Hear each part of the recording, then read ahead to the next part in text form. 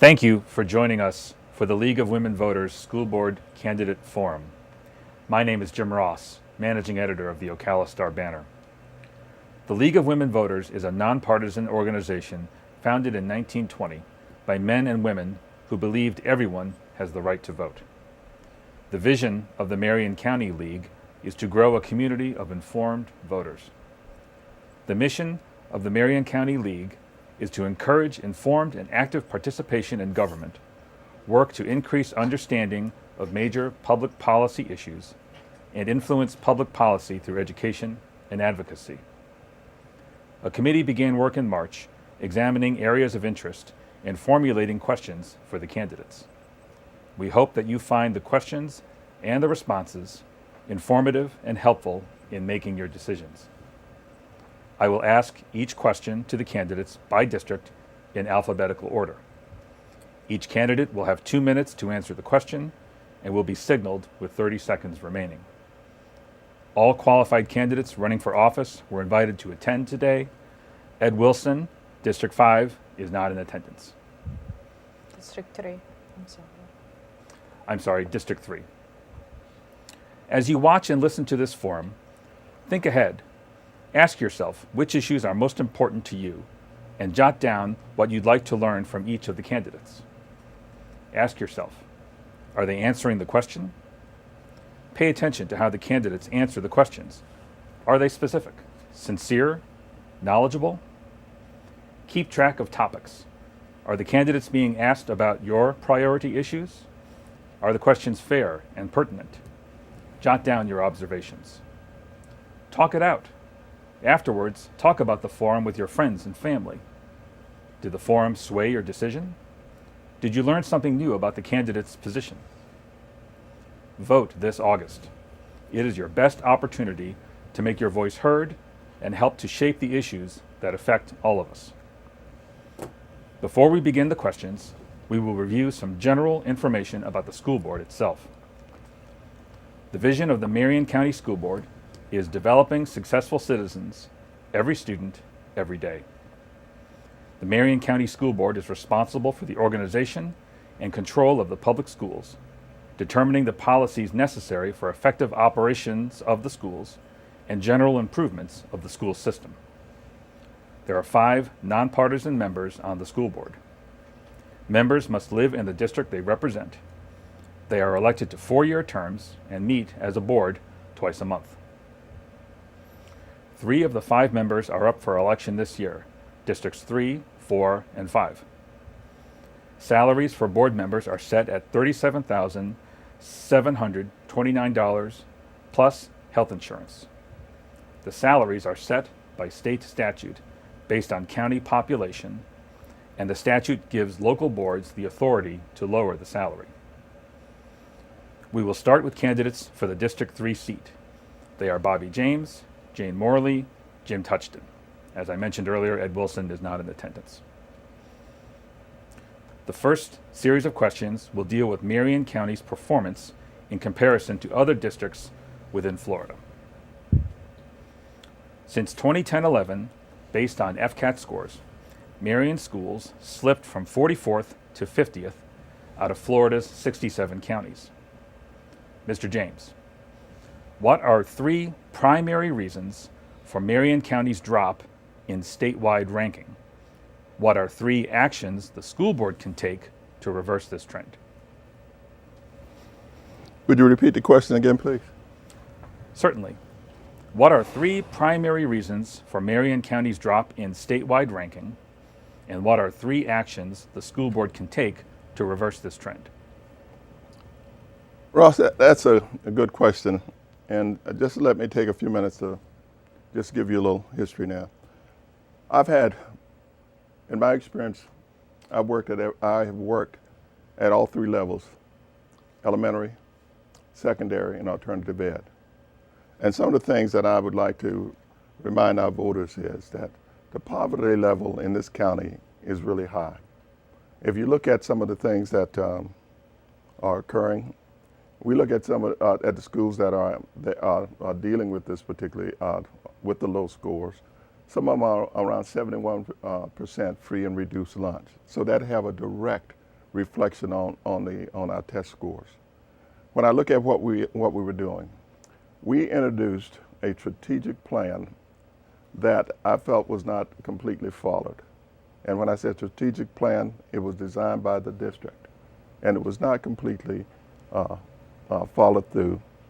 I feel very strongly that we have to monitor what we do with our kids prior to them taking the test per se. And so when I look at what we're talking about here, it's important that we give the teachers what they need in order to make them understand how important the extra things that we do, whether it's after school or not. One of the things I will say to you, the key to us improving our test score is for us to monitor what we do. And I will introduce a balanced scorecard that will let us know every quarter what our kids are doing, what our funds are being spent for, and if we are focused in on this on our strategic plan. And this is one of the most important things, is to make sure our funds are being used to enhance the students' test scores. I have to smile a little bit because of looking at the clock. Okay. Thank you, Mr. James. Ms. Morley, on your campaign website, you state that you want Marion County to be the #1 ranked school district in Florida, and that you are prepared to take pioneering steps to get there. What are 3 of your pioneering steps? First of all, I would like to have a shared vision where we all have an ideal school, a shared vision with the community, with the school board, with the parents, with the principal, with the teachers, so everybody involved in the school system and the community to have a shared vision to where we find out what our ideal school is. Without knowing what our ideal school is, we don't have a direction. There is no vision. And if you have leadership without a vision, knowing where you want to go, you will be able to identify the areas of problems that are within the school system. And secondly, accountability. We need to have measures of, we need to be able to measure the results based on the vision that we have put in place, that we have agreed upon. Okay, this is our vision, this is where we are going. And these are the things that we will do to hold each and every member accountable towards that vision. So implementing and developing strategic plans to fix our public school system is very, very imperative. We keep putting fires out, and we're not looking at what really is causing those fires. And secondly, communication. Respect, communication, and making sure that we agree upon, we can disagree, but how do we disagree? We all should have a focus, and that should be to prioritize academic excellence for each and every student. And that's, I believe, so shared vision, accountability, and communication is very, very important to me. Thank you, Ms. Morley. Thank you.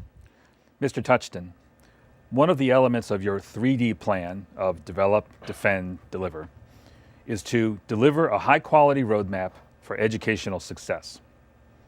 Define your high-quality roadmap for educational success, and what are the first 3 steps in accomplishing this? All right. First, I would like to thank the League of Women Voters for providing this forum and getting the word out to the community that can't attend the live forums. As far as delivering, what I see happening is a lot of the focus of what's going on with the school system is test. I have an engineering degree, worked as an engineer, worked on manufacturing lines, and you learn relatively quick that you cannot test quality into a product.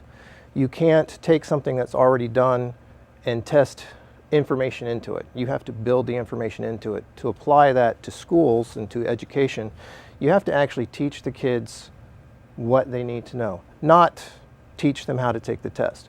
Even though test taking skills are important, because I have 2 children that have test anxiety, but FCAT and Common Core and all these big high stakes tests, they not only drive up the anxiety level of the students, but they drive up the anxiety level of the teachers, of the administration. We need to focus more on education. What do these children need to know?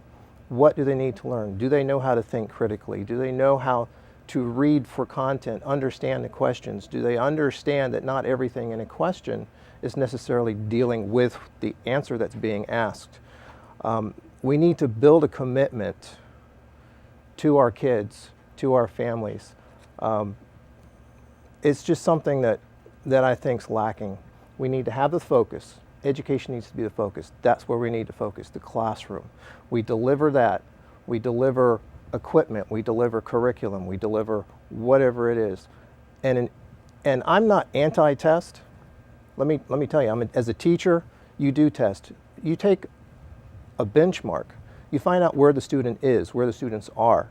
You figure out what's missing. You already understand where they're supposed to be at the end of the year. Then you build your roadmap. What do I need to cover? What do I need to teach? What do I need to repeat? And then at the end of the year, you test and find out what happened. Hopefully, they've learned it.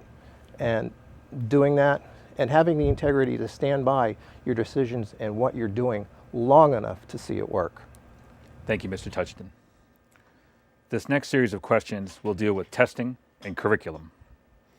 Mr. James, in an interview reported in the Ocala Star-Banner, you said that you joined the school board just as the national recession hit and that the district has been strapped for money during your 7 years in office. You are quoted as saying, quote, "I'm hoping in the next 4 years we will have more opportunities to get some needed programs off the ground."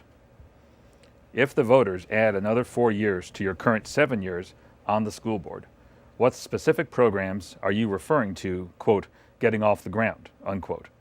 And do you count art, music, PE, and libraries among them?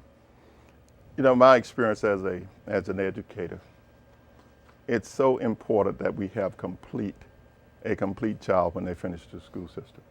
Music, art, PE, media, and vocational training is so important because that completes the child.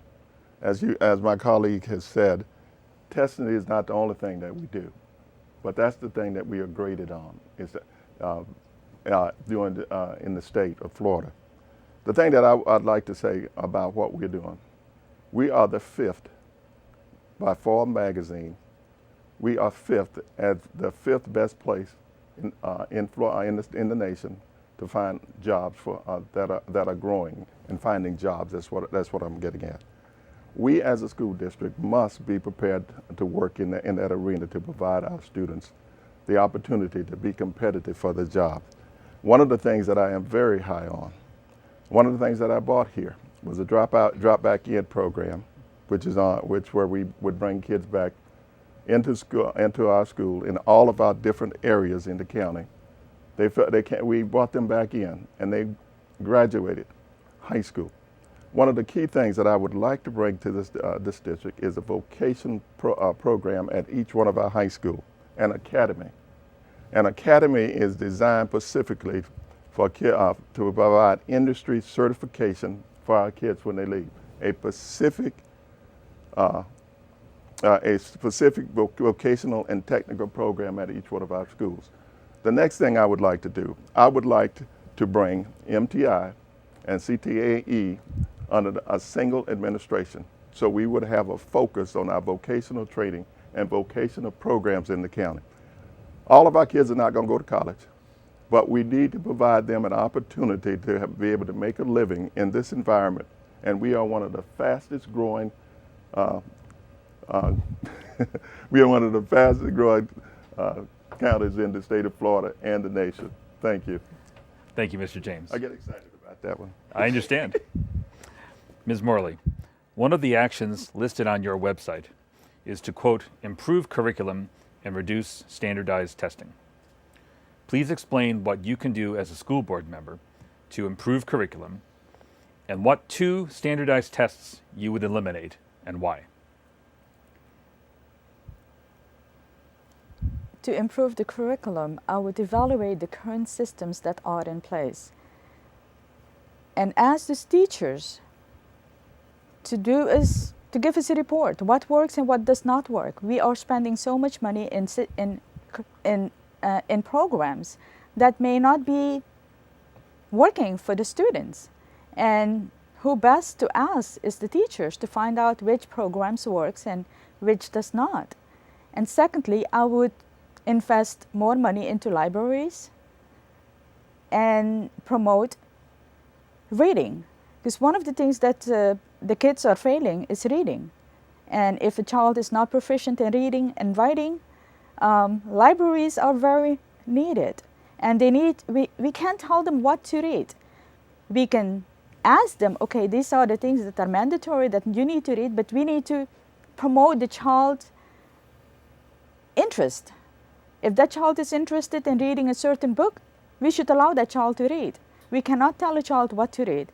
And secondly, stop social promotions. Children are being promoted that are not proficient in for their next level. If that child is not ready for the next level, stop that. Really promote the child when that child is ready and that child is equipped for the next grade. What was your next question? I apologize. What 2 standardized tests you would eliminate and why? 2 standardized tests. FCAT is gone. Yes. Definitely. Common Core is not the solution. I would rather see a local self-directed testing system. We need testing. And we need to know, I would like to see where the child is from the beginning as he enters the school up to the end of the year. And the teacher need to evaluate based on improvement. Okay. Thank you. Common Core State Standards is an educational initiative in the United States that details what K-12 students should know in English and math at the end of each grade. It is sponsored by the National Governors Association and the Council of Chief State School Officers. It seeks to establish consistent standards across the states and ensure high school graduates are prepared to enter either college or the workplace. Mr. Touchton, given your current position as a classroom teacher, what is your opinion on the implementation of Common Core standards and why? All right, my opinion of the implementation of Common Core standards in a nutshell is it was implemented incorrectly. The National Governors Association and the other association that created these are private organizations. They're not governmental bodies. And I believe that the national government, the federal government, through their Department of Education, coerced is probably too strong of a word, but enticed the State Department of Education through grants and funding to accept Common Core. I agree that as a nation, we probably should have some kind of consistency, but having a national curriculum does not guarantee improvement. It's shown in the PISA testing that a lot of the countries that are scoring better than us don't have a national curriculum. And my understanding of the Constitution is that the states have the responsibility of education, and I think that should stay with the states. I think that each state legislature should feel obligated to do the best they can for their citizenry and their children. And if that means cooperating with the other states, we've been doing it for over 200 years. Sometimes we don't do a very good job of it, but I believe that's the way we do it. Another problem I have with Common Core, my understanding is we have to accept the entire package. The Sunshine State standards, there were some that were better than, at least the agreement was they were better than Common Core. There's some Common Core standards as written that were better than what we had. We weren't allowed to pick or choose. It was to take it all or leave it, which I don't think should be appropriate. We should be able to choose the best that we can for our children. And that type of implementation, a take it or leave it attitude, I think is incorrect, and I think we should have more of a say and more of what we think is best for our kids. Okay, thank you very much. This series of questions will address issues dealing with teachers and their salaries. According to a June 2013 WUFT report, Florida teachers' salaries ranked 45th nationally with an average salary of $46,000. The same year in Marion County, the average teacher with a doctorate degree and 5 years of experience earned $44,257. In Florida, half of a teacher's evaluation is based on a value-added measure, VAM, score, which is derived from student FCAT scores. This measure affects a teacher's eligibility for merit pay increases. Mr. James, during your time on the school board, out of the 67 counties in Florida, Marion County rankings have slipped from 44th to 50th. Should the pay of school board members be decreased to reflect this drop in district rankings? Why or why not? In reference to the value added module, let me just say this now. I feel very strongly that teachers should be evaluated on students that they come in contact with. And when I say that, you got a whole school out there, and teachers should not be evaluated on all the students in the school. I feel very strongly in reference to where we are in reference to teacher pay. And this is why I am very for the 1 cent ad valorem tax, to make sure that we have funding that can take care of the things that we really need to in reference to music, art, and PE. But I also want to make sure that we have an opportunity to pay our teachers for what they're worth. My son is a teacher over in Gainesville. You know, there's no difference actually we pay more than what he's getting in Gainesville. But the thing I feel very strongly that we as a county have to invest in the greatest equalizer in this country, which is public education. And I know that as a community, we have to value what our teachers do. And when I think in terms of evaluating them, we will be evaluated by test scores, by the number of kids that will graduate from a high school, how many kids that will be industry certified. We will do that. We will evaluate all of those teachers and all of the community on those items. But the key to the whole thing is that we have to be competitive, and we have to pay our teachers a higher salary. And how do we do that? Business people need to get involved with what we're doing. The ordinary citizen need to voice their opinion about what we pay our teachers. And once again, salary is not the only thing that make a great teacher. Our teacher make a building come alive. Okay. I'm afraid I'll have to cut you off there, Mr. James. Thank you. Okay. Ms. Morley, on your website, you state as one of your actions, quote, all high-quality educators should be retained. What role does a school board member play in identifying high-quality educators?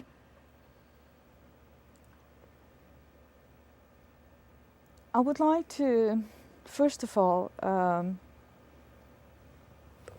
again, going to my shared vision, I would like to have the teachers involved. The school and this administration need to be on the same level when it comes to a shared vision. What is it that you want your ideal school to be? And what was the question again? How does a school board member help identify high-quality educators? Okay. As a high-quality educator, once you share in the vision, you will take ownership in that vision.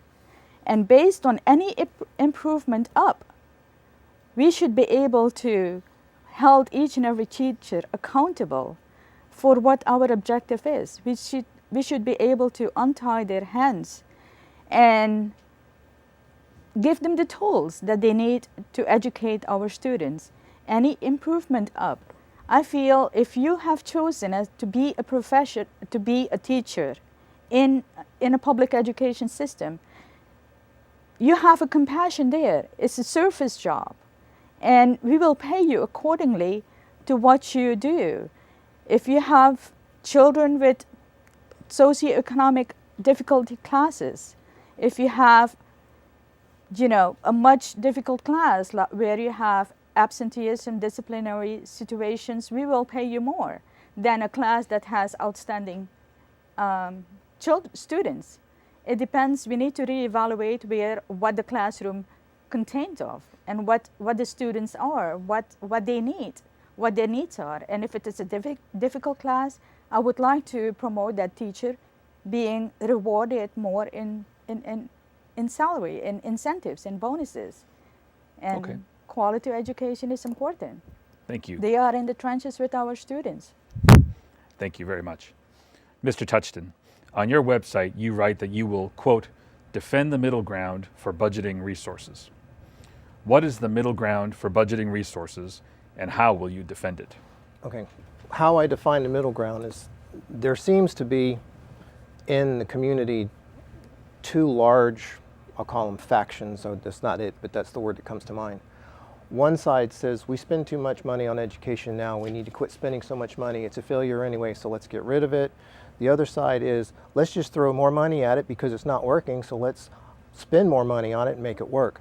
Neither one of those is the correct solution, because if you just spend money and make abundant money available, you're going to create waste. You're not going to necessarily stop it. If you cut it off of its life source, if the children don't have textbooks, don't have resources, teachers don't have salaries, buildings are not maintained, then you've basically destroyed your own education system.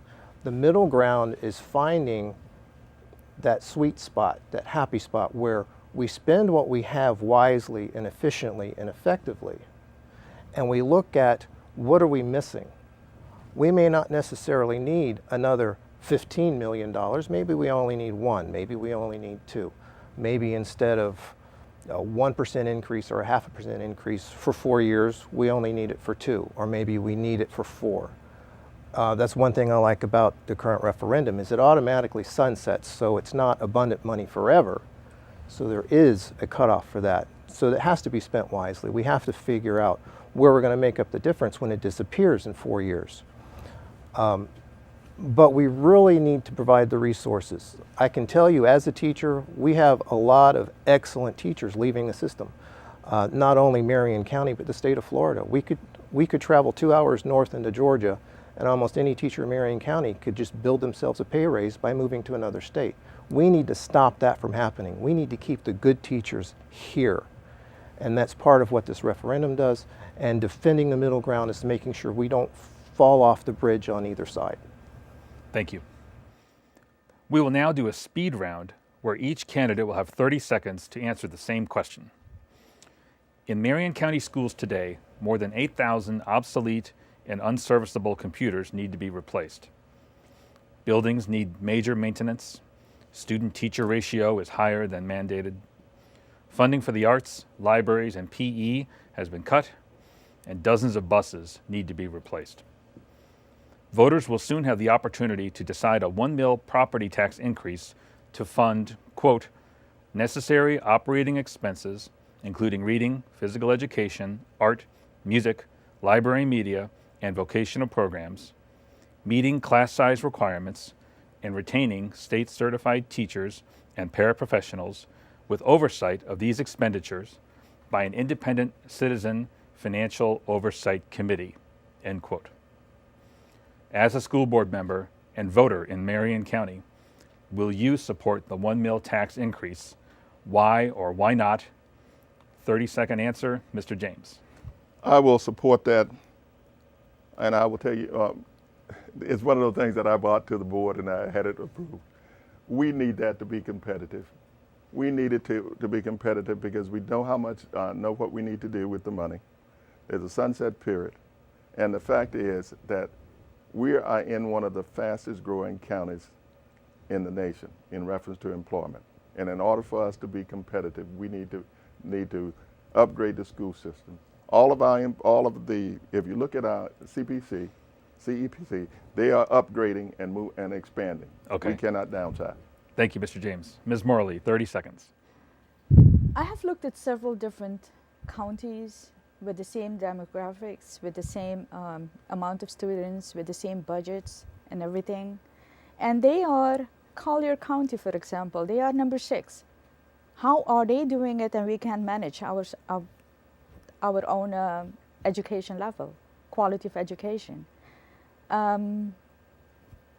I don't know if spending more money is the solution for fixing our public school system. I would like to see more accountability there, and I would like to see what's going to happen.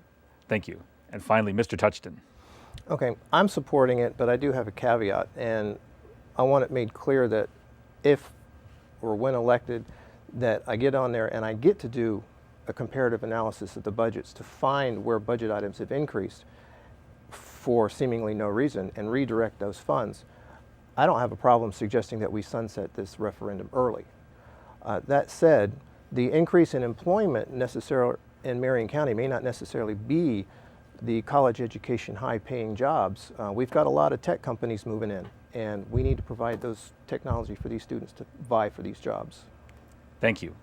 That's the end of our questions. Thanks for participating.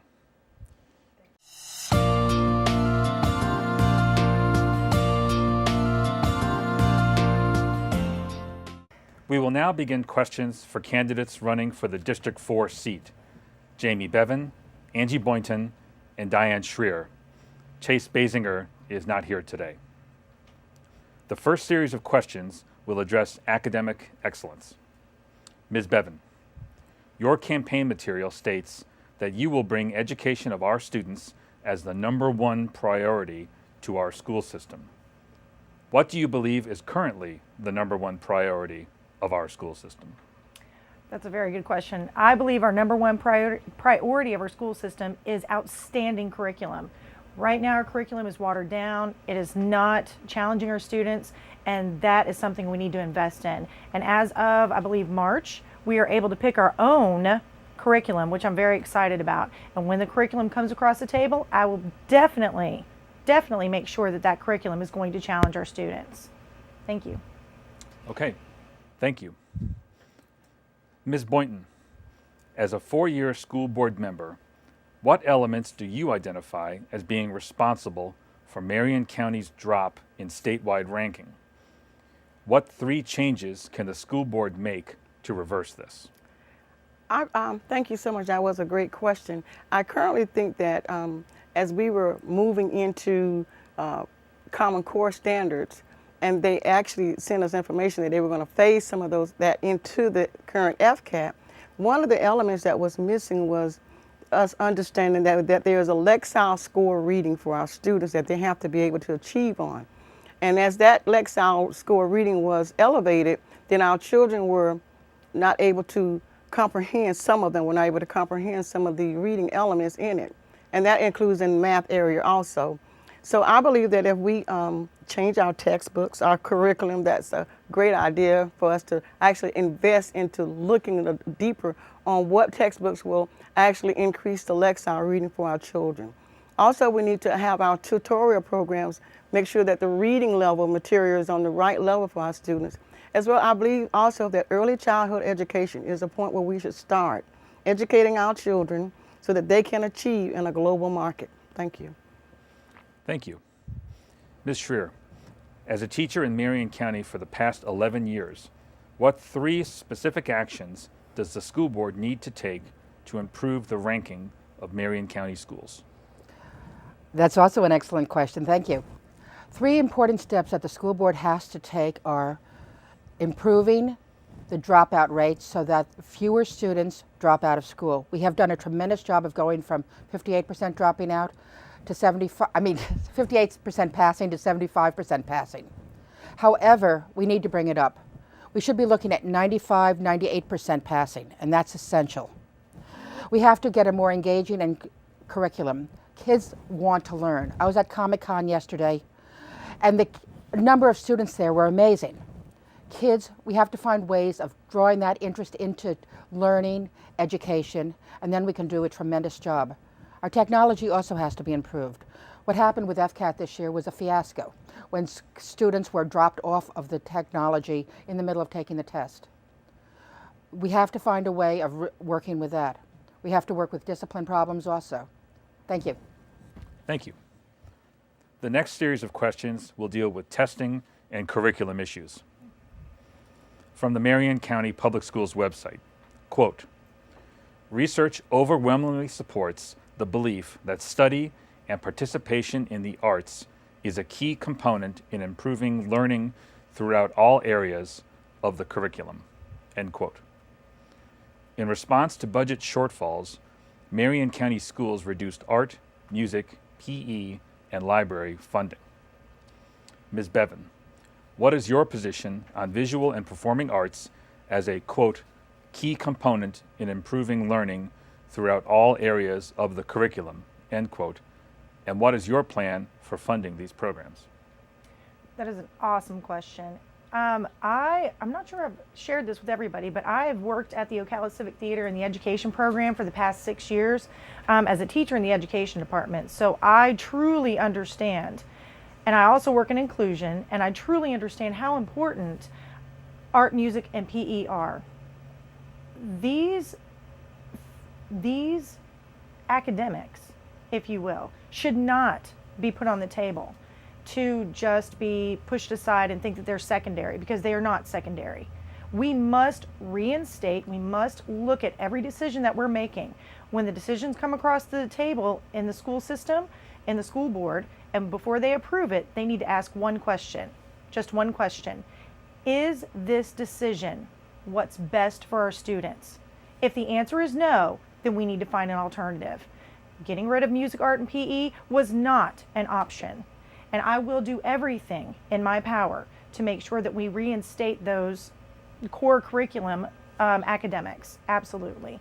And I believe that we have funding. We also have an ad valorem that's coming up with that's going to be on the ballot on November. I am in, as long as there is very specific language on that valorem, and as long as we are following that language, I am all in favor of that. That will be on the ballot in November to reinstate all of those programs. Thank you. Thank you. Ms. Boynton, on your campaign website, you state that you support a curriculum that will ensure the future of our children is not compromised. What are 2 actions you have taken to support one specific curriculum over another? Thank you. That's a great question. I don't think that I've initiated an action that support one curriculum over another, because I believe in a balanced curriculum. One of the things I've been very proactive in is in making sure that as we hold the line on taxes and fees, that I put forth some solutions. 2 things that I did was make sure I presented and drafted a policy to our board that would enhance our funding rather than raising taxes. And this was to enhance our arts, PE, and our media programs.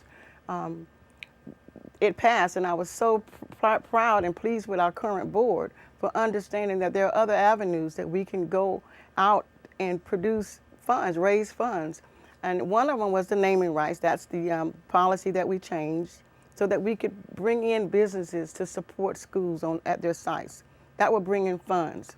The second thing that I've done was hold the line on taxes and fees, because I think that in itself would encourage businesses in our community to support education, to donate. And we've seen tremendous donations through the Public Education Foundation that help our system. Thank you. Thank you. Ms. Schreer, on your website, you state Common Core has several serious flaws in its statewide implementation and assessment, creating major problems, especially for young students.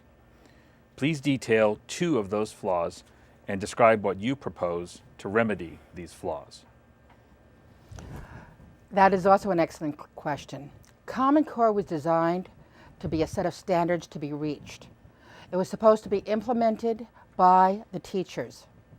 Instead, we have a problem where implementation is coming down to us to a finite degree, where people are supposed to follow instructions. Like in one city in Florida, teachers are only supposed to teach for 7 minutes, or they get marked down. This is ridiculous. There has to be flexibility in how the teacher teaches, and that is essential for Common Core. Otherwise, Common Core does not work. Of course, it's now called Florida State Standards, but the same thing goes. Teachers have to have the ability to remedy and to fix a system that's basically a set of ideals.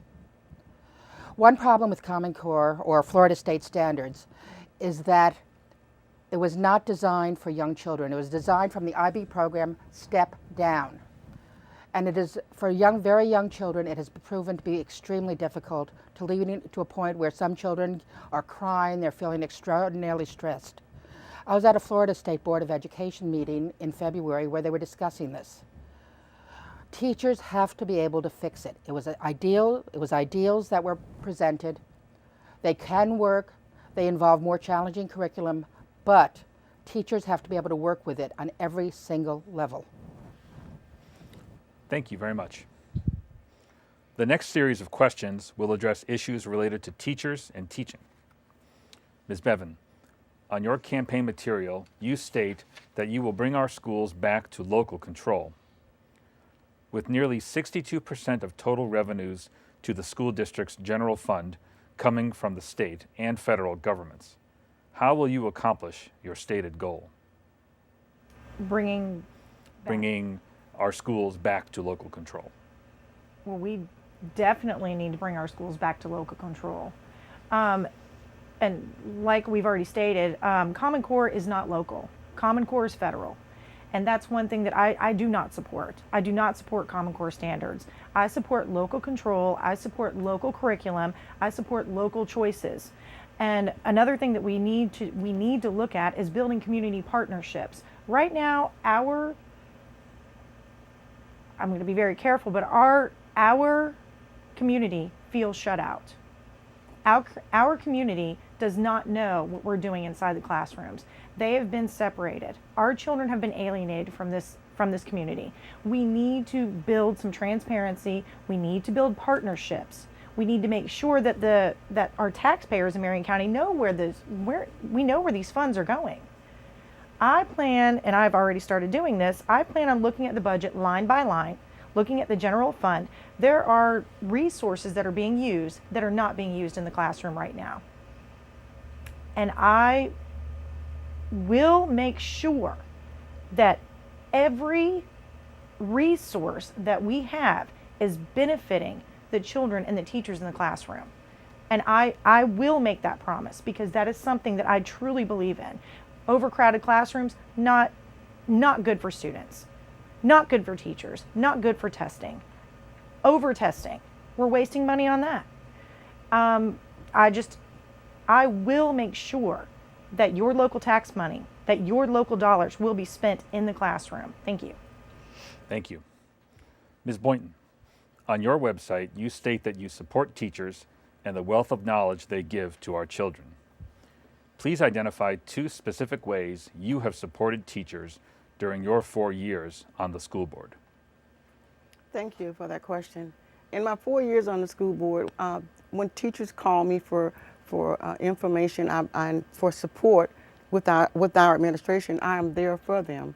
I make sure that our staff is totally aware, and that they're aware that I'm there, and they have to report back what their findings are. One way was Evergreen Elementary School. One of the teachers had put in for the grant through the Public Education Foundation to have a garden, and he didn't get it.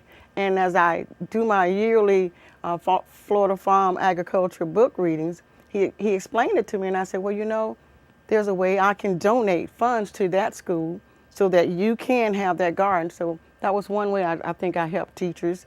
The other way, I think, is when a teacher felt so closed out that he was going to be fired, I went to the school, addressed the situation, and made sure that he felt comfortable, and that he had an understanding that he had my support. And as I looked at the issues, I brought it to him some areas where I thought that maybe you don't have my support on, but let's come to a better understanding. And then we presented it to the administration, and I know he walked away a better teacher. Thank you. Thank you. In Marion County schools today, more than 8,000 obsolete and unserviceable computers need to be replaced. Buildings need major maintenance. Student-teacher ratio is higher than mandated. Funding for the arts, libraries, and PE has been cut. Dozens of buses need to be replaced. Ms. Schreer, drawing on your 11 years of experience as a teacher, what would your strategy be for recruiting and retaining highly qualified teachers to Marion County? Recruiting and training teachers requires a much more investigative process than what we've been doing. At this point, or for several years, teachers have come in, and the Florida system has, if you've been in the classroom or if you've been gone through the alternative program, you're allowed to teach. I've had teachers come in that really have not been in a classroom for a long time, and I've had to mentor them to get through the year. One is salaries. Teacher salaries in Marion County are among the lowest in Florida, and it's hard to retain people unless they're moving down here for a specific reason. 2, teachers need much more professional development, especially brand new teachers who need to be mentored. They need to be assisted. They need to learn classroom management. One of the major problems we face is in classroom management with new teachers. They come in and they're woefully unprepared for what's going to happen. We have to get teachers who have a wide variety of interests. Just going through 4 years of teaching school is not enough. You have to develop, you have to find other things, you have to develop a knowledge base that will allow you to bring in additional resources. There are many ways of doing this. We have to make the environment attractive to teachers. We cannot always make teachers the brunt of all the problems. That's been done. We've been trying to get away from it, but in the last few years there was a big fight against teachers, and people were blaming teachers. That has got to stop. Teachers and parents have to be able to work together. They have to be able to develop a strong, transparent working relationship that will allow the student to benefit. Students need both parent and teacher interaction, and that needs to be strengthened.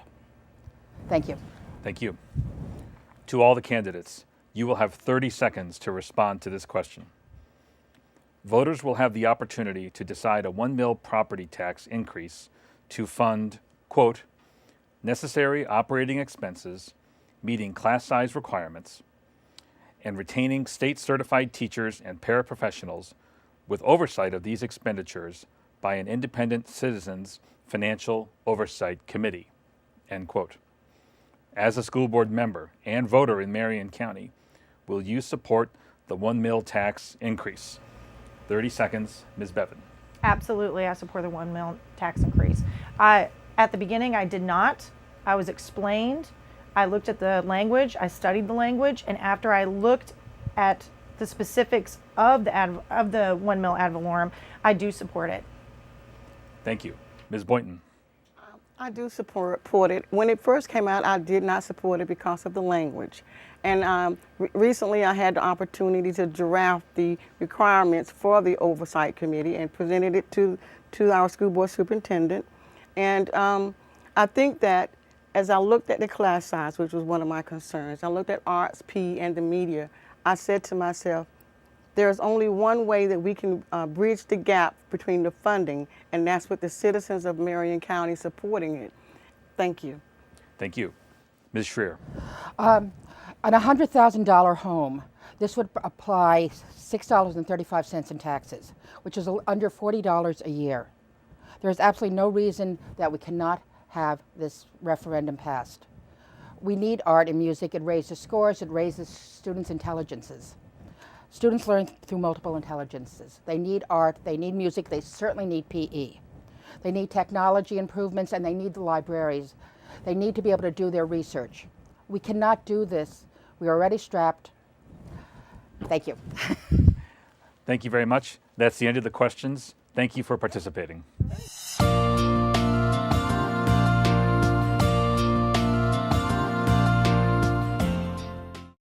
We will now begin questions for candidates for the District 5 seat. They are Ron Crawford and Kelly King. The first series of questions will deal with issues related to the quality of education. Mr. Crawford, as a member of the school board for the past 16 years, how do you explain the decline in ranking of the school system? And what are the 2 most important actions the school board can take to improve the system? Well, that's a very good question, and it's really hard to say what all factors that have possibly affected the decline. We've seen a change in the test over the years.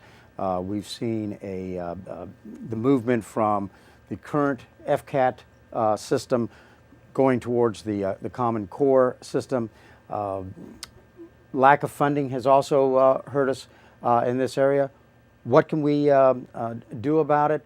Well, I had made a suggestion earlier this year when we got the latest test results that we have bring all this data that we're generating, bring the teachers in and have them sit down, go through it, and see what they can pick out of it and see if they can make some recommendation on how we can change the problems that we have. They're the ones that are on the front line. They're the ones that understand the children. If we had done this by school, I think we would have a better handle on what we're going to be facing when we start school again in August. Thank you. Ms. King, one of your stated goals is, quote, value of quality education of all children in Marion County, end quote. Identify 3 objectives that must be met in order to achieve this goal. Okay, well, with quality education for all students, that means all students. It could mean regular education students, it could mean ESE students, or ELL students. So those are just a few examples of what I mean by all students and quality education. An objective that I feel that is important for me to enforce quality education is to get the teachers back in the classroom. We need to bring teachers into the classroom because currently our classrooms are overcrowded and it makes it difficult for teachers to reach every student, especially in certain cases such as inclusion. Specific or certain children, they need more attention. And if we could get extra teachers, whether it be the parapros, the teachers, and also the ESE teachers, that would be helpful. Also the ELL teachers, we need them in the classrooms and not in necessarily doing administration work. Also, I feel it is important to bring music and art and PE back into our schools. We all know that when students are in music and art, it enhances their ability to learn. It boosts their brain power. So I believe that's important. And of course, Media Center, we need to have those media centers open so the students can get in there, so they can do research and work on projects, and they can also get engaged in books that they enjoy reading rather than a teacher saying, okay, you have to read this today.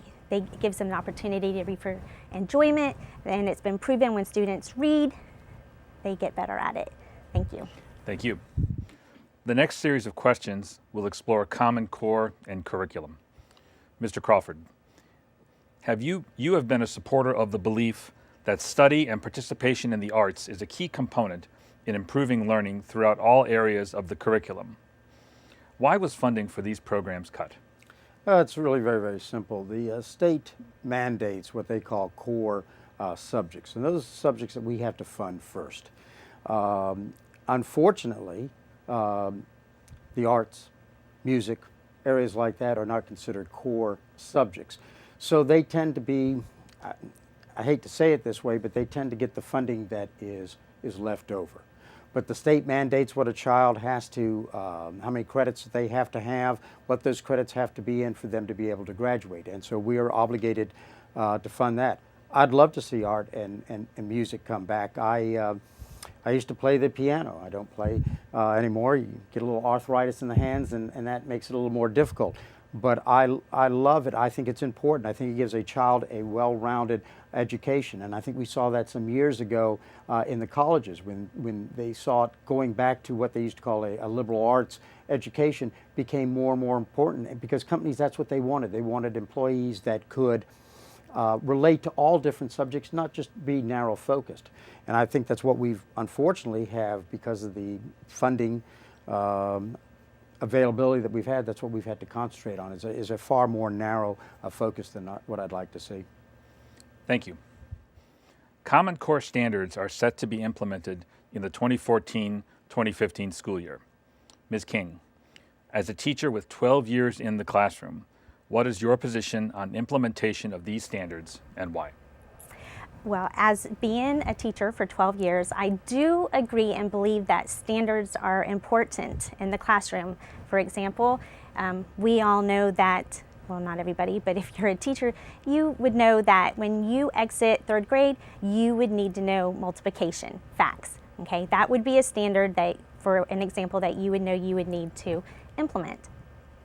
Can you repeat the second part of that question? What is your position on implementation of these standards? Okay, my position, well, if it is mandated that you have to teach Common Core, then of course you are going to teach Common Core. The standards are extremely important.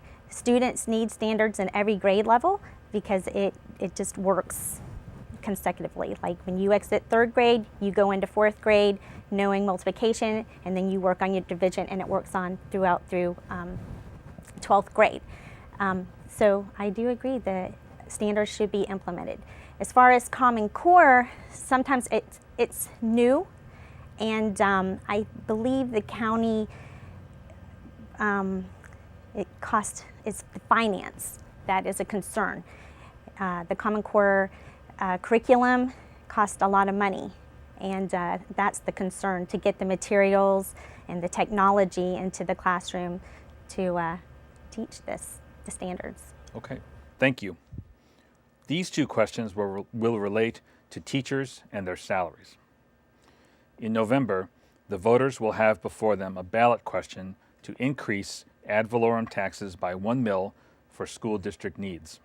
If passed, the temporary tax would generate $14 million annually for 4 years. Mr. Crawford, during board discussions on the 1 mil school tax referendum, you proposed and strongly insisted on language to guarantee funding would not be used for employee raises.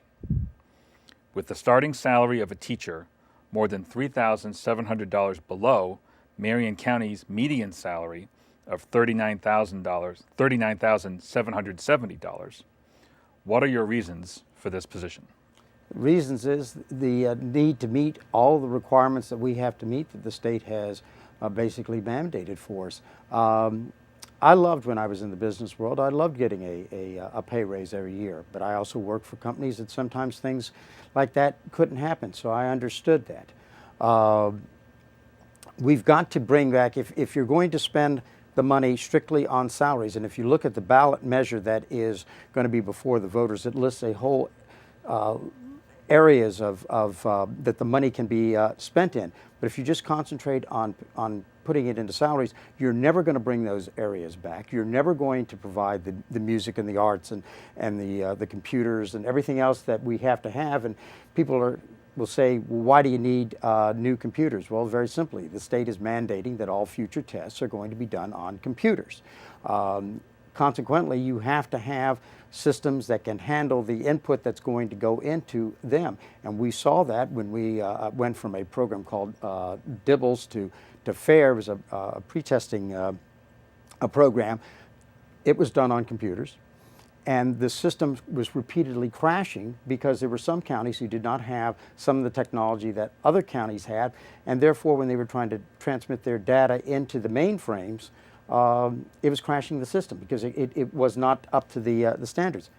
We have, if you just concentrate on salaries, then you're not going to get the full effect that you hope. And let me tell you, one of the largest pay increases that our teachers have received in the last 10 years was because of me, because one evening we were having the discussion on what we were going to do, and I said, let's take the best of both proposals and put them together. And that's what we did. So actually, everything kind of went up a little bit. Thank you. Ms. King, on your campaign literature, you state that you will bring the school board back to responsible allocation of resources. Please identify 3 areas of irresponsible allocation and how you will modify or bring back those allocations. Okay. The first fiscal responsibility that comes to mind is currently there is a lawsuit between the City of Ocala and Marion County School Board, where the school board has chose to spend thousands of dollars to line the pockets of an attorney. And to me, I think it would be better suited if we could work together as a community, if we could work get better together as a school board with the city of Ocala and figure out a way that we can come to agreement on the issue that's taken place, because that is money that should be spent in the classroom on materials for our students rather than maybe unnecessary cost. Another issue that I see is I see there are programs that are being implemented in the classroom or in the schools that may not be necessary. A program that comes to mind when you mentioned fair testing. Well, fair testing is free from the state of Florida, and it is, they do it on the computers. But last year they implemented AimsWeb, which is on the computer, but the county is paying for it. So if we are receiving something that is free from the state and then we're paying for this program, you know, as a classroom teacher, I question that also, because most teachers have found that it is requires a lot of time, and they're finding that the data that they're using isn't always applicable to their students, and so that is a waste. There's still some other programs that probably need to be looked into also. Okay, thank you. Each candidate will have 30 seconds to respond to this question. Voters will have the opportunity to decide a 1 mil property tax increase to fund, quote, necessary operating expenses, meeting class size requirements, and retaining state-certified teachers and paraprofessionals, with oversight of these expenditures by an independent citizens financial oversight committee, end quote. As a school board member and voter in Marion County, will you support the 1 mil tax increase?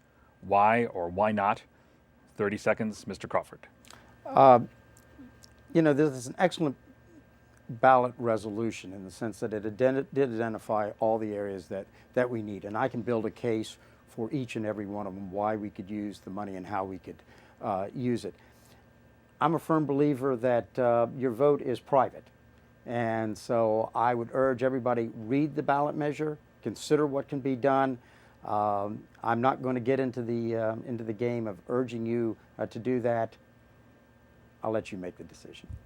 Thank you. And Ms. King. Okay. I personally do support the ballot. I believe it's critical that we are getting these teachers in the classrooms and including, again, also the art, the music, vocation, the media center. It's important.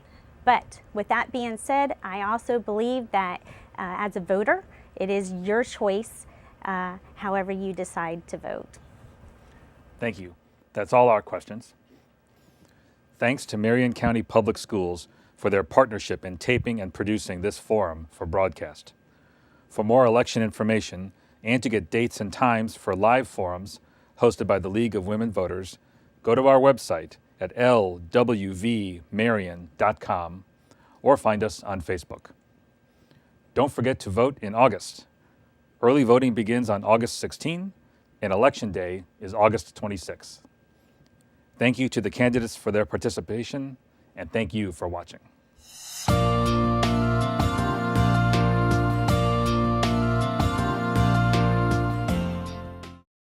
Thank you for joining us for the League of Women Voters County Commission Candidate Forum.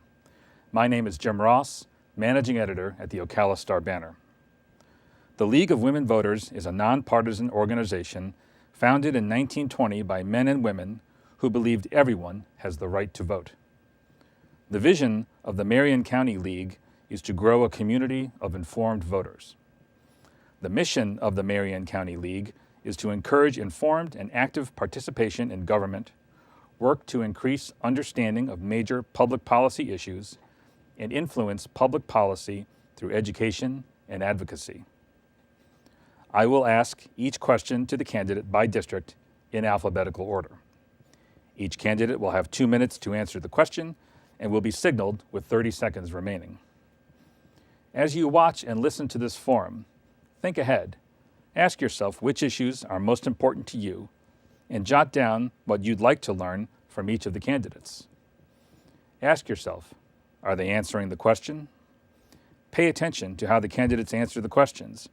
Are they specific, sincere, knowledgeable? Keep track of the topics. Are the candidates being asked about your priority issues? Are the questions fair and pertinent? Jot down observations. Talk it out.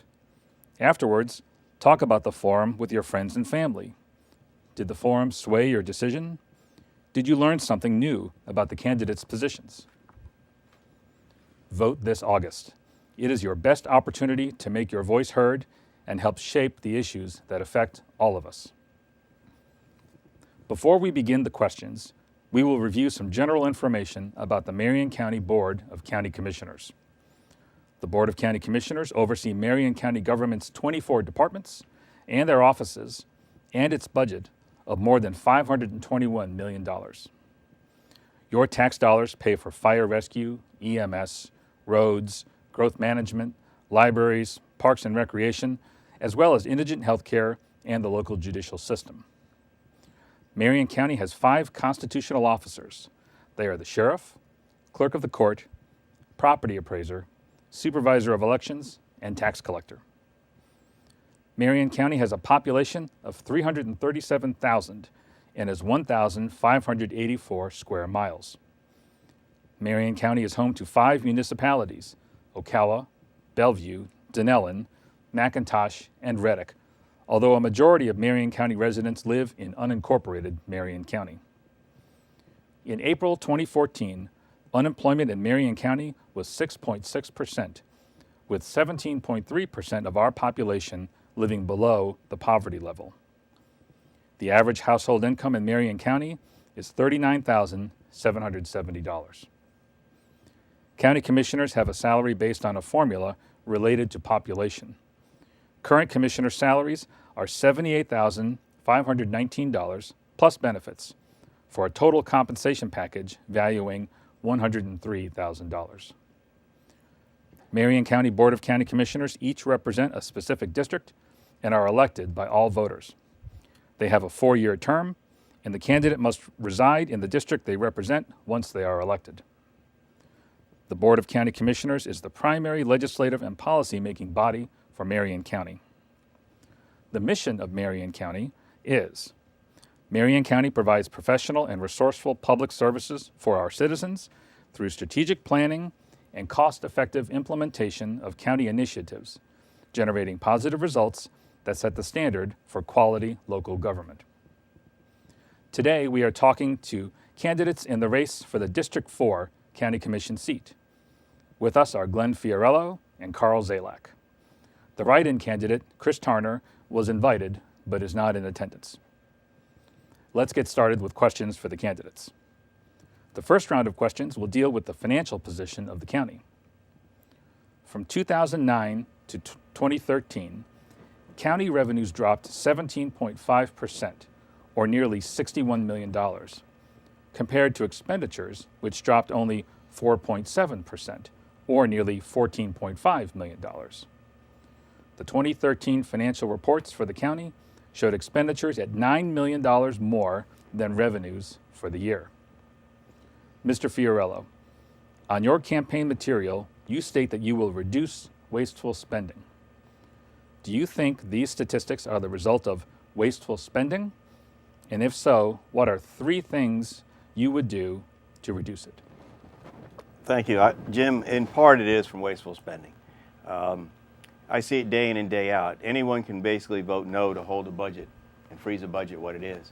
But I think when you look at all the wasteful spending as I have, you'll realize that you not only can keep the budget the same, but you can actually provide the proper services like public safety that our citizens deserve.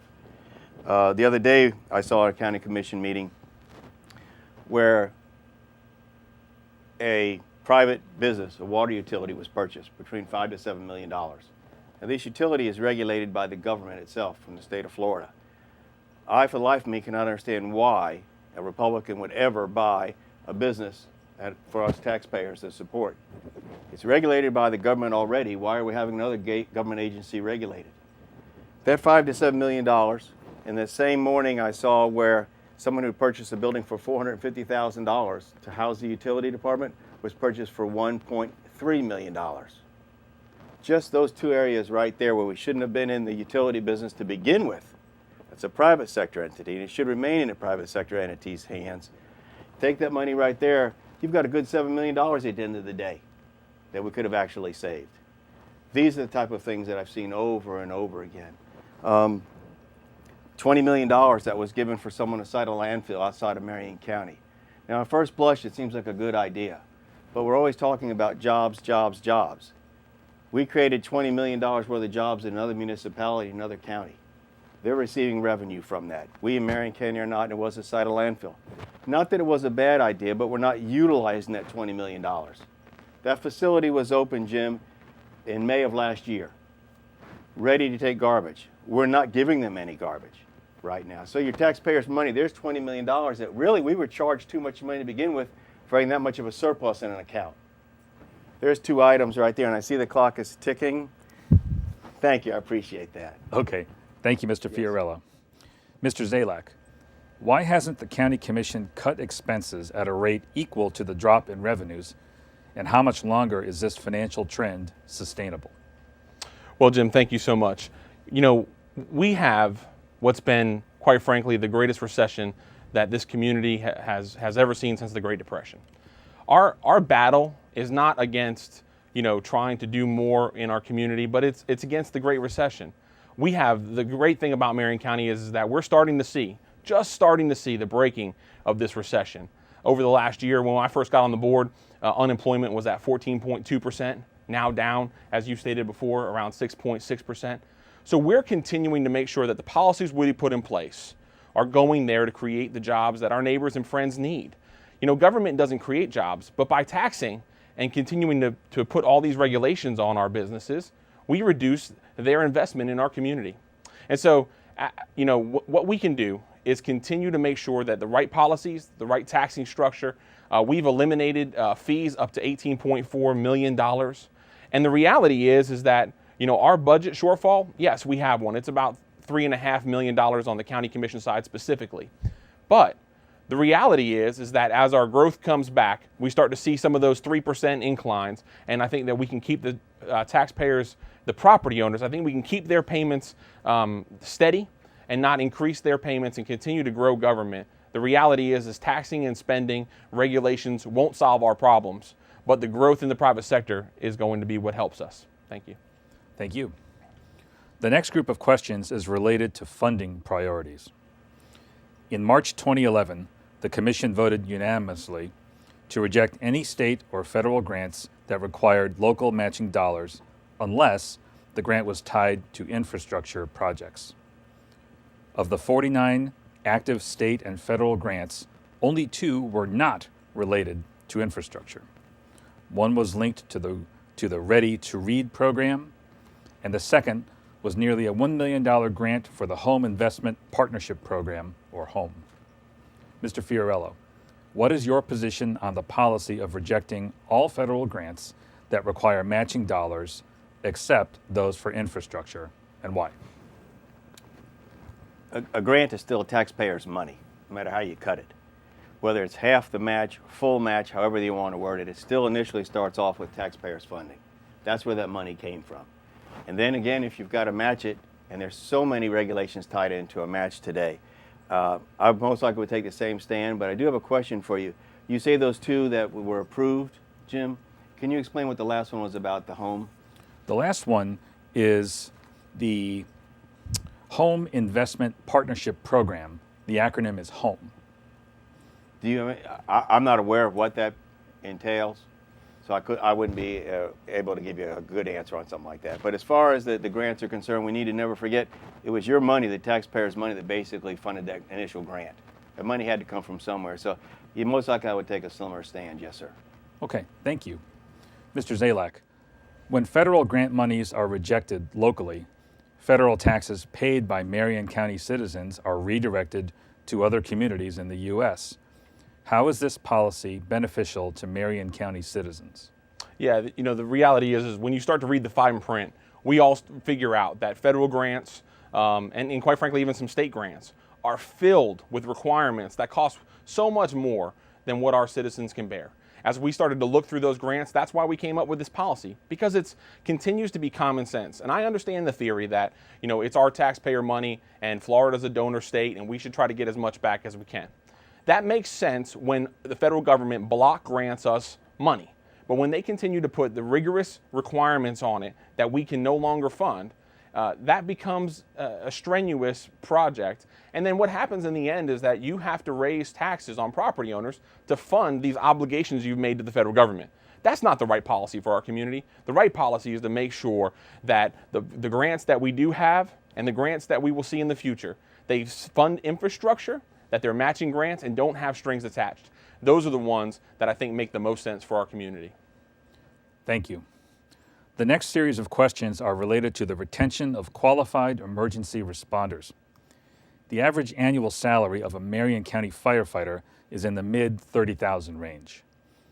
Based on the Bureau of Labor Statistics, the national average salary for a firefighter is $42,250. For paramedics and EMTs, the national average is $31,020, and in Marion County, their average salaries range from $18,000 to the mid-20,000s. An April 2014 Star Banner article reported on a mass departure of experienced paramedics, and Dr. Frank Fraunfelter, County Fire Rescue Emergency Director, was quoted, quote, "You're left with more inexperienced folks that may not make the right decisions at all times," end quote. Also, in reference to experienced first responders leaving Marion County, Randy McVeigh, CEO of Ocala Regional Medical Center, stated, quote, "There is a change in care when that starts occurring. It's a matter of experience," end quote.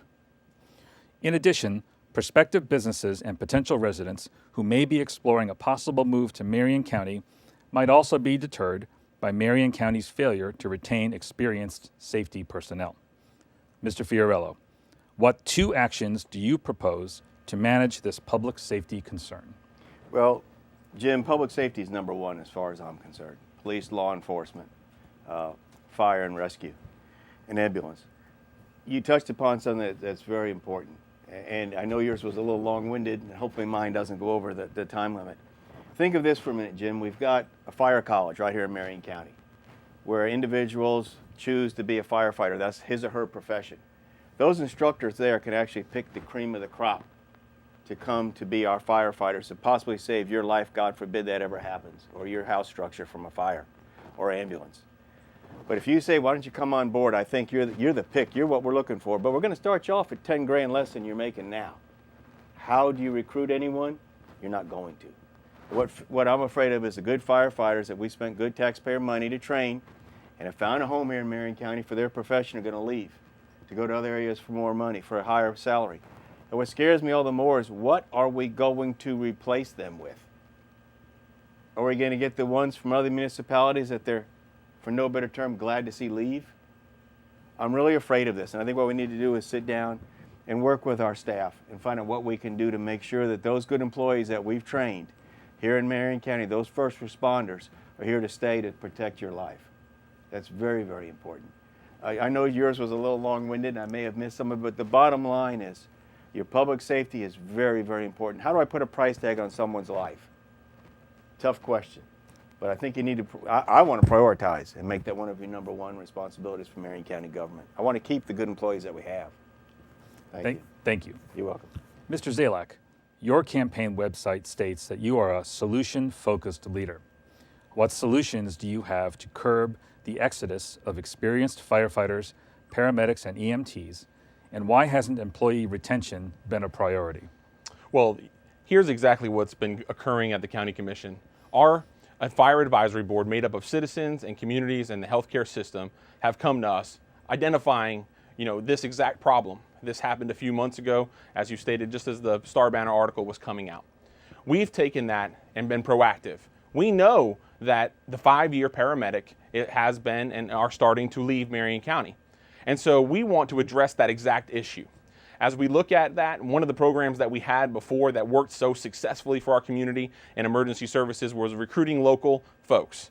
We had where the fire service would actually go in with our community colleges, with the fire school, and continue to recruit those. And we had a specialized program to make sure that the folks that were in our community knew how much we wanted them to work and serve right here in this home community, where their family is, where their home is. And so putting that program back in place is going to continue to help us recruit the very best right here from home. Secondly, is that we're working. Right now, we're in negotiations. And here's the difference in the private sector. And when you have a group of folks that are moving or leaving, what do you do? You work with that very group. You make the right funding choices. You put the money where you need it the most, and you continue to have success. Although when we're working with union contracts, that makes it difficult. So what are we going to do? As we look at that, we're working with our current contract to try to make sure that we're putting the money where the paramedics need it, encouraging the EMTs to become paramedics, and continuing to make sure that we have the very best health care. We have fought tooth and nail for the trauma center right here in Marion County that Mr. McVeigh has. We wanted to make sure that our folks could get the best care. That's why when we had an accident and they had a hard time removing the unfortunate person that was in the car accident, we had a trauma center doctor that was able to go to the scene, help the paramedics extract that person, and quite frankly, save a limb. That is the power of the recruitment of our healthcare system. That's why we have such a great healthcare system, and that's why in the future we're going to continue to make sure the Marion County citizens feel safe and know they have the right person on the back of that truck to save them. Thank you. Thank you very much. The County Commission has consistently rejected tax increases, and county reserves are dwindling. Impact fees, usually reserved for infrastructure needs of new development, have been suspended since 2010. In a June 2014 Star Banner article, it was reported that over 440 miles of roads in Marion County were in poor condition or worse. Marion County's strategic plan states that the primary challenge for road maintenance is a $15 million annual need and a $3.5 million annual funding source. Mr. Fiorello, if elected, what funding source do you believe is appropriate to address this maintenance need? What two proposals would you make to address this issue? The roads are a situation that you can either do preventive maintenance, which is basically resurfacing a road, or when the road really deteriorates and the lime rock and the base has to be rebuilt, and it's numerous times the amount of money to repair these. So it's very important that we take care of our roadways. What I would have liked to have seen on the August 26th ballot was a sales tax referendum. Let the voters have a choice of whether they want to set 1 cent aside to take care of public safety, which I've made it very clear that's my number one priority, in roads. Those two items right there. Now, it might not take care of all the funding we need for our roads with that 1 penny sales tax, that portion of it. But what it does is it spreads the tax burden, the road burden, the burden of taking care of our roads over everyone in Marion County that buys something. I'd have liked to have seen that. You can't keep going back to ad valorem taxes time and time again. You know, those of us who own property in Marion County can only afford to pay so much. I'm from the private sector, I know all too well what it's like, people that are struggling. You can't keep going back. I would have liked to have seen the August 26th ballot. It did not make it in time. I think that would have been a good one to let the voters vote on that. And if that doesn't happen, I hate to say it, you may have to come up with some other options. And that's what I'd like to hear from the board and find everybody's views on that. You know, impact fees, like I say, my God, they were cost prohibitive where people could not come to Marion County. It made it prohibitive for businesses to come here. The flip side, what happens to someone who paid all that money, the thousands of dollars for impact fees, only to find out the next day they sunsetted them? Right now, he doesn't have an unfair advantage as the other person does. So we need to find some kind of a balance, but I would have started number one with the let the voters decide whether or not they wanted to pay that extra penny on their sales tax. Thank you. You're welcome. Mr. Zalak, in an Ocala Star Banner interview, you said that the board has become more solutions-based, and you were quoted as saying, quote, "We're about finding solutions, about continually trying to make things work and being innovative," end quote. What is your solution to meet the necessary maintenance and infrastructure requirements, and how will you pay for growth? Yeah, that's a great question. Thank you so much. You know, as we looked, and you're right, it's about solutions. When we looked at our solid waste program when I first got on the board, we knew that we were going to have a continued problem and that nobody in Marion County wanted to site a brand new landfill, especially with the incredible springs and water we have here. So what did we do? We were able to work with a contractor that was down in Sumter County, 35 miles away. We were able to get a tipping fee for 2.5 million tons of airspace so that we could save the taxpayers $65 million over the next 30 years. Again, another solution to our energy problems. And gasoline, the very topic, was to go and make sure that we moved our fleet and also to give the private sector an opportunity to move to compressed natural gas by siting the first compressed natural gas open to the public between here, Tampa, and Jacksonville. Those are great solutions for the long-term problems of making sure that our energy and the energy we buy comes from America, not from overseas. As we continue to expand those programs, they will give us more revenue. And then that revenue in turn will help us to pay for some of the maintenance programs that we are lacking today. But you're right. What are we going to do right now when you have a gas tax that across the nation people are driving less or we're driving more efficient cars? That becomes a real problem. When the gas tax is no longer working, many folks around the country are looking at solutions. How do we pay for our roads? As we come back, we will continue to look at that. I was the one that was able to bring a group of folks from all different communities, leaders from all different communities to continue to talk about this. And I truly believe that the consensus of these groups and bringing people together to the table will help us to solve our long-term road problems in Marion County. Thank you, Mr. Zalak. This is a speed round in which each candidate will have 30 seconds to respond to the same question. In 2009, the Florida legislature gave each member of a county commission the authority to voluntarily reduce their salary. If you take office in November, what salary would you propose for yourself? 30-second response, Mr. Fiorello. I'm Glenn Fiorello, and I have a passion for good government, not a paycheck. If I could ever be so sincere, I'm here because I want a good government. The salary is irrelevant. If you were to say to me, Fiorello, we'll pay for your dry cleaning bill on your suits, no health insurance, no benefits whatsoever, and you can get my opponent to sign on with that, I'll agree to the exact same thing. Thank you. Mr. Zalak. Yeah, the county government, when you look at the salary, it is done by the state. And every time that the state looks at population every 10 years, they have a slight adjustment based on their formula. We know when we come for the job interview, to interview before you, the people of Marion County, we know exactly what the salary is. We know what the workday is. They tell us it's part-time, but I guarantee you it's full-time to really make any real projects happen. So I believe that the salary and the benefits and all that are set, and that our community knows exactly what they're getting for. And when they have county commissioners working for them, saving hundreds of thousands of dollars for compressed natural gas, saving $65 million for solid waste, for doing all of those things and continuing to work hard for them, the salary is a minimal component. Thank you. This concludes the questions for our county commission candidates. Additional live forums hosted by the League of Women Voters will be on July 21st at the Circle Square Cultural Center and on July 28th at the Ocala Police Department Community Room. Go online and like the League of Women Voters on Facebook and follow us on Twitter for all our events and updates. Thanks to Marion County Public Schools for their partnership in taping and producing this forum for broadcast. Don't forget to vote in August. Early voting starts on August 16th, and Election Day is August 26th. Thank you to the candidates for their participation, and thank you for watching.